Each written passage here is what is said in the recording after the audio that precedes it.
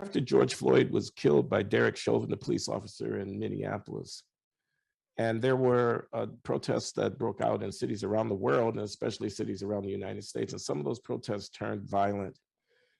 And there was riotous behavior and assaults on police officers, and there was arson and looting, and there was general disorder. And it's a big political football, and people are on all sides of it, and they're defenders of it, and so forth and so on. But it occurred to me that I did not even know that the incident that happened with a white police officer and the Black gentleman who died, who was killed, was a racial incident. I say I did not know that it was a racial incident. All I knew was that the police officer was white and that the man who was killed was Black.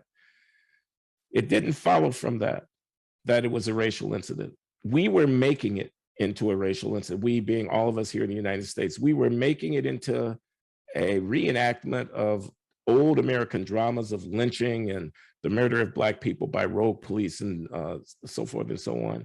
We took that thing and we said, yes, see, here we have proof of the knee on the neck of Black America. That's what Al Sharpton, the activist, said at the funeral of George Floyd. He said, America has its knee on our neck. And I thought, this great country of 330 million people with 40 million Black people, and here we are 150 years after slavery and a half century since Martin Luther King was killed.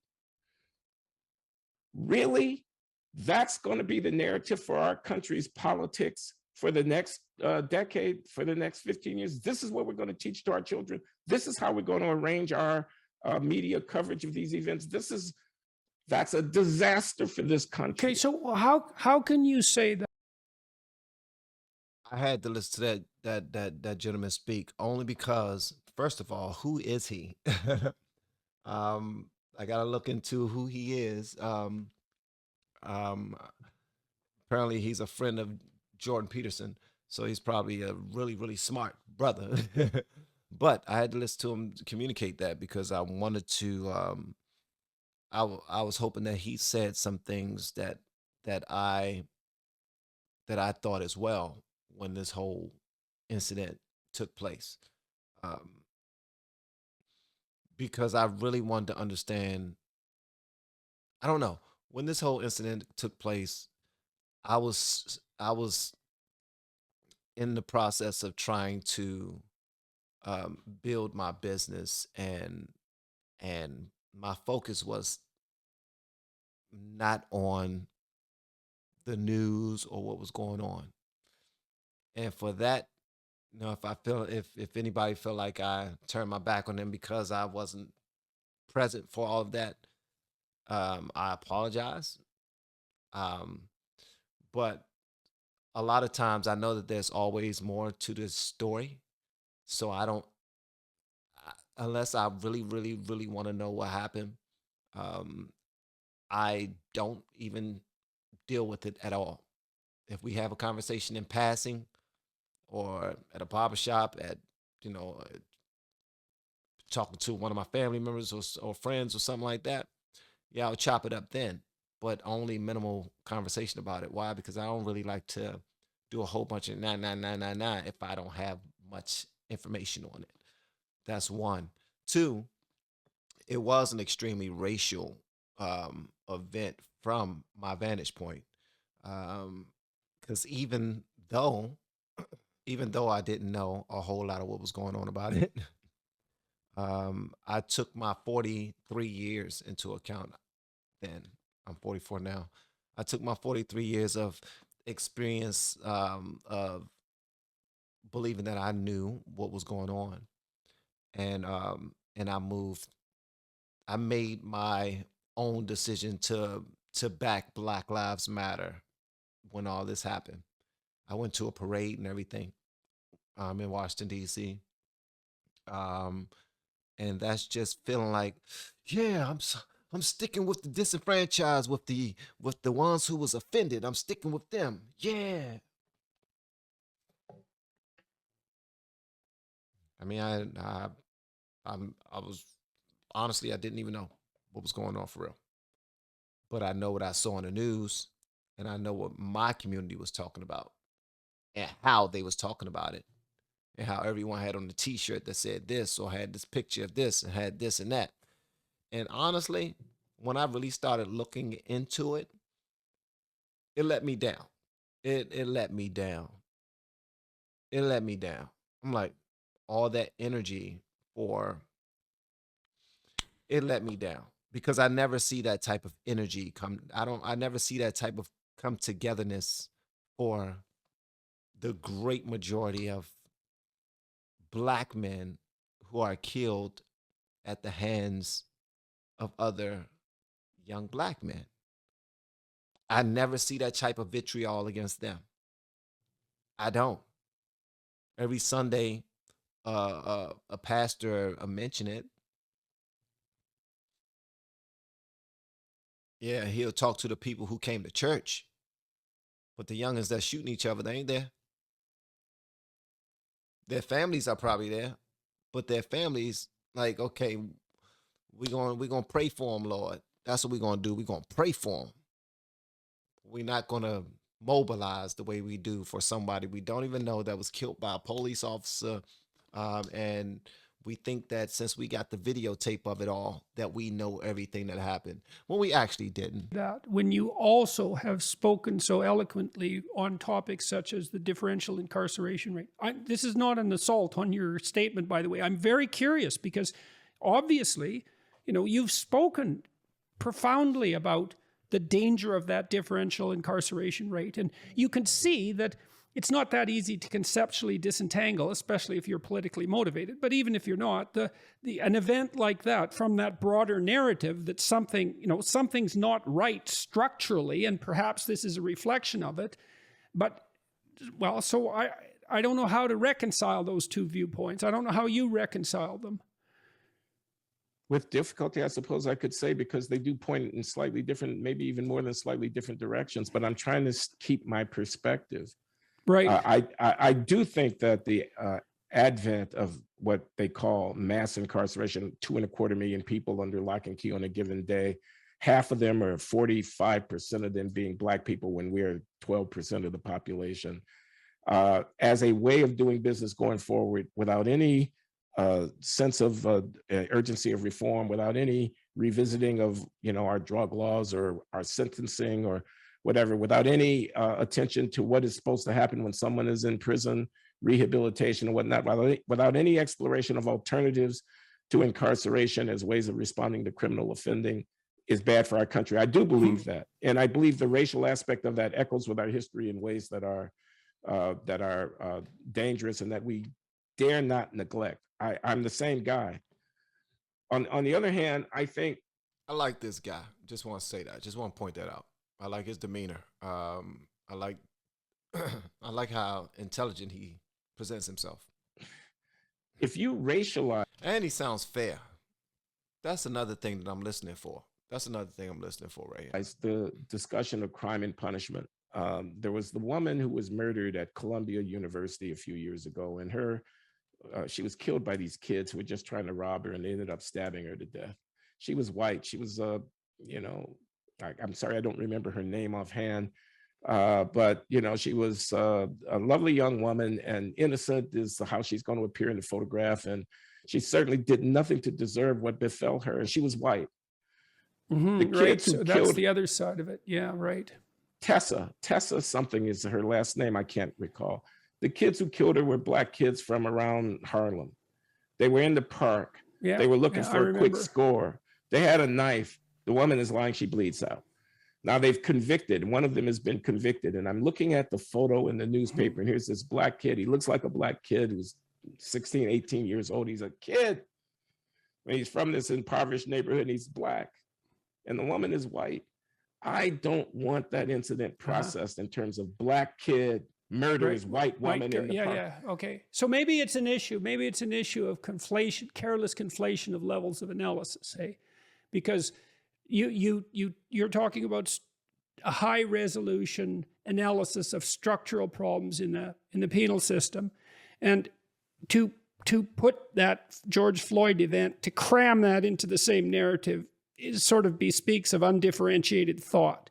And then you point out that the danger of that is, well, if you're going to racialize the white cop against the Black black victim of the homicide. Well, then why can't the same thing be done exactly the same way when the reverse happens? And maybe we shouldn't do any, or we should do as little of that as we possibly can. That doesn't mean we shouldn't take a look at these bigger structural issues, but we shouldn't cram it all together in one thing, because it's not. That's very well put, Jordan. That's exactly what I'm trying to say. You said it better than I did. Well, I listened to you, so that was a big help. By the way, if we do cram it all into one thing, God help us, because there are people, and they're not going to speak out. There are people who will see it, process it, just as I hope they would not do. Black thug murders innocent white girl, and harbor a resentment and nurse that resentment. And that's a tinder box. That's a powder keg waiting to be lit. And we can dismiss it if we want to, but those people are not entirely wrong in their sentiment. They need to be disabused of that instinct, that instinct to conflate those levels of analysis. Yeah. Wow. He's just saying this can go far, bro. You don't want this to go so far, because this can go far. People will jump on their far right or far left sides of things and just run with it, man. Next thing you know, it's a race war. That's where it could go. And honestly, I don't really like the cramming in either. I'm sure they have a place that they're coming from. And I'm certain that people look at me who are on the opposite side, who are on the side of well, the opposite side. There really is no opposite side of the way I think, be honest with you. And I'm not saying that I'm right or anything. It's just I'm in the zone of trying to understand this side and that side. Why are you putting it all on this? Or why are you all putting it all on the police? Why are you acting as if this problem is much bigger than other issues that are really bringing our community down and putting us in an unfavorable position right now? And why are you guys not hearing what they're trying to say outside of all of the noise that's being made from the loud protests and the burning down this and the yelling and the anger and the hurt and the, because it seemed like one community felt like they were let down by a band of guys or women who are paid to protect. So they feel like if it's gangster on gangster or kid on kid killing each other, all is fair in love and war. That's what's going to happen. People, they're going to kill each other. That's the world that they're in. But when you're in this world taking us out, then that's unfair. We can't fight y'all. There's no type of way to go against y'all. And if y'all do anything that seems crooked, then how can we charge you with that? Like, that's what we want to do. We want to charge you with it the same way you all charge us with it. Oh, we can't do that? Then we're going to raise hell. That's what it sounds like. But it's like, y'all don't realize that the person that you're fighting for, the person that you're turning over statues for and looting for and all those other things, y'all don't realize that this person, their entire lives are about to be scrutinized, and it's all because of the way that y'all are handling it. Their entire life is about to be scrutinized. And then this side say this, and then this side, they've been scrutinizing our lives for years. No, we haven't. We just been pointing out the facts, blah, blah, blah, blah, blah, blah. And then it goes, cow, cow, cow, cow, cow, cow, cow, cow, like that little monkey that just plays them two loud cymbals. Psh, psh, psh, psh, psh. So now you can imagine why, when it comes to politics and this type of civil unrest, I just be like, oh my God, put on my headphones. Let's do some video. Let me cover my headphones. Cover my ears right quick with something and do something productive. Let's do something productive. Somebody got to do something productive, because nothing's. Okay, let me go back to to the real professors here. Instinct, that instinct to conflate those levels of analysis. Yeah. Well, that's part of the problem I have with ideology, is that's ideology is so low resolution. It does that conflation. It doesn't notice. And when you get educated, you start differentiating. It's like, and that's kind of what you said happened to you when you became more conservative. Once you got more educated, it's like, oh, this is, when I take this apart and see all the moving pieces, this is way more complex than my low resolution representation guided me to believe to begin with. And that's, I mean, I've experienced that many times in my life when I tried to take problems apart so they could be solved instead of just discussed, let's say. You have to make a high resolution model. How often is it that somebody getting more educated and they become a liberal? I really want to know that, because everybody believed that my education is leaning me more toward being conservative, because records show that that's usually what happens. And you're probably looking at me like, Van, hush up. You already been red pilled, bro. Relax. Just enjoy the ride. No, I'm dead serious when I ask that, because I just really want to know. Like, Candace Owens made mention of this before when she was, I believe she was talking to she's talking to Joe Rogan or Russell Brand one. She was talking to one of them. Or was she talking to David Rubin? I don't know. I think it was Russell Brand or Joe Rogan. And she said most people, once they move toward more information or want to know more, most times liberal would turn conservative, and is not usually the opposite way around. I mean, the opposite way. So if y'all could let me know that based off of your things that you notice, just let me know. Instead of just discussed, let's say. You have to make a high resolution model before you can get anywhere. That's true in clinical practice, and I think it's true in public policy. And partly what we're doing when we're educating people, if we're doing it right, is saying, hey, you know, you've got a map of the world, but it's not very detailed. And when you really look at it, well, you know, here's the complexity. And that's what we're actually contending with. People don't like that because, well, it's complex, right? And you have the simple solution at hand to begin with. But the problem is it isn't the right tool for the job. You got to make it high resolution. And that takes a lot of work. You hear that, right? You got to make it high resolution. If it's an analog, you're not going to get much out of it. Neither will anybody else who's listening or watching. Tighten it up a little bit. You know, get more chiseled. Not your body, but oh yeah, I'm trying to get them guns. Yeah, but no, you're just saying what you're seeing right now is low quality. But get in there some more. Get in there. Get in there. And once you get in there, you can be like, oh, shh, maybe I shouldn't have gotten in here, because now I know too much. You understand a little more. Wow.